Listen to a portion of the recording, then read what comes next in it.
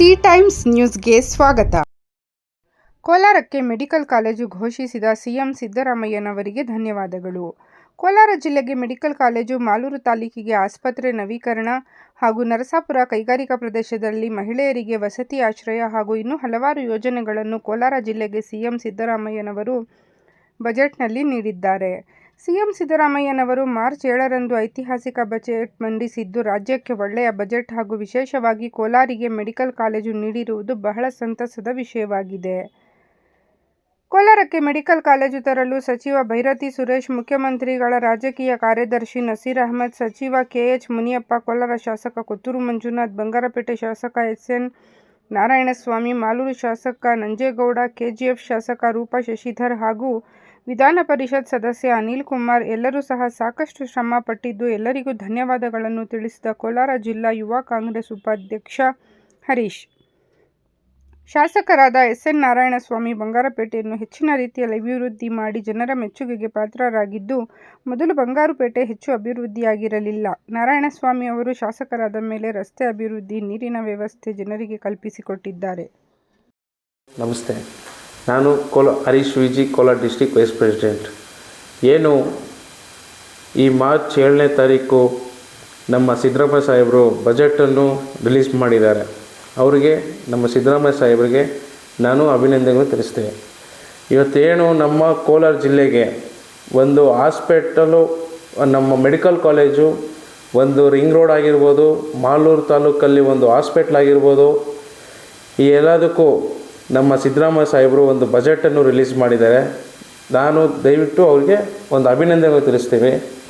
ಮತ್ತು ಏನು ನಮ್ಮ ಈ ಬಜೆಟನ್ನು ರಿಲೀಸ್ ಮಾಡಿರುವ ಮುಖಂಡರುಗಳು ನಮ್ಮ ಭೈರತಿ ಸುರೇಶ್ ಅವರಾಗಿರ್ಬೋದು, ನಮ್ಮ ಕೊತ್ತೂರು ಮಂಜುನವರಾಗಿರ್ಬೋದು, ನಮ್ಮ ಬಂಗಾರಪೇಟೆ ಎಸ್.ಎನ್. ನಾರಾಯಣಸ್ವಾಮಿಯವರಾಗಿರ್ಬೋದು, ನಮ್ಮ ಮಾಲೂರು ನಂಜೇಗೌಡ ಸಾಹೇಬರಾಗಿರ್ಬೋದು, ನಮ್ಮ ರೂಪಕ್ಕ ಅವರೊಬ್ಬರು ಆಗಿರ್ಬೋದು, ಇವ್ರಿಗೆಲ್ಲರಿಗೂ ನಾನು ಮುಂದಿನ ಅಭಿನಂದನೆಗಳನ್ನು ಅವ್ರಿಗೆ ತಿಳಿಸೋಕ್ಕೆ ಇಷ್ಟಪಡ್ತೀನಿ.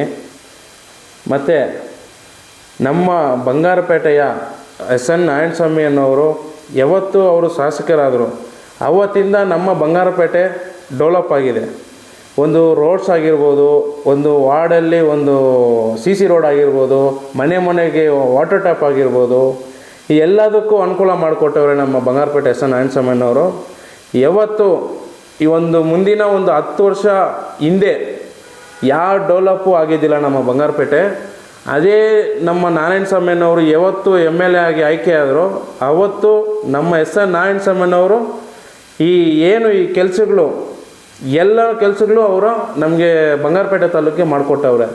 ನೀವು ಪ್ರತಿಯೊಂದು ಹಳ್ಳಿಗೆ ಹೋಗಿ ನೋಡಿ, ಆ ಹಳ್ಳಿಗಳಲ್ಲಿ ಏನು ಕೆಲಸ ಆಗಿದೆ, ಯಾವ ಕೆಲಸ ಆಗಿಲ್ಲ ಅಂದರೆ ಪಬ್ಲಿಕ್ ಬಂದು ನಮ್ಮನ್ನು ಕೇಳ್ಬೋದು. ನಮ್ಮ ಯೂತ್ಸ್ನ ನಾವು ನಮ್ಮ ಸಾಹೇಬ್ರಿಗೆ ಇನ್ಫಾರ್ಮ್ ಮಾಡ್ತೀವಿ, ಆಯಿತಾ. ಅಂಥ ಇನ್ಫಾರ್ಮ್ ಮಾಡೋಷ್ಟು ನಮ್ಮ ಸಾಹೇಬ್ರೇನು ಇಟ್ಟಿಲ್ಲ, ಎಲ್ಲ ಕೆಲಸನೂ ಮಾಡಿಕೊಟ್ಟವ್ರೆ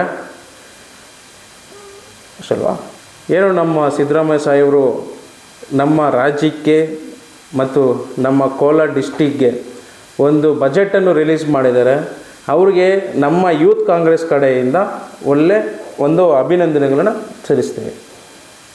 ಇನ್ನೊಂದು ಏನಂದರೆ, ಏನು ನಮ್ಮ ಕೋಲಾರ ಜಿಲ್ಲೆಗೆ ಒಂದು ಮೆಡಿಕಲ್ ಕಾಲೇಜನ್ನು ತಂದವರಿಗೆ ನಮ್ಮ ಭೈರತಿ ಸುರೇಶನವರಾಗಿರ್ಬೋದು, ನಮ್ಮ ನಸೀರನವರಾಗಿರ್ಬೋದು, ನಮ್ಮ ಕೆಎಚ್ ಮುನಿಯಪ್ಪ ಅವರಾಗಿರ್ಬೋದು, ನಮ್ಮ MLC ಅನಿಲಣ್ಣ ಆಗಿರ್ಬೋದು, ನಮ್ಮ ಎಸ್.ಎನ್. ನಾರಾಯಣಸ್ವಾಮಿಯವರಾಗಿರ್ಬೋದು, ನಮ್ಮ ಕೋಲಾರ ಕೊತ್ತೂರು ಮಂಜುನವರಾಗಿರ್ಬೋದು, ನಮ್ಮ ನಂಜೇಗೌಡ ಸಾಹೇಬರಾಗಿರ್ಬೋದು, ನಮ್ಮ ರೂಪಕ್ಕ ಅವರು ಆಗಿರ್ಬೋದು, ಇವರಿಗೆಲ್ಲರಿಗೂ ನಮ್ಮ ಯೂತ್ ಕಾಂಗ್ರೆಸ್ ಕಡೆಯಿಂದ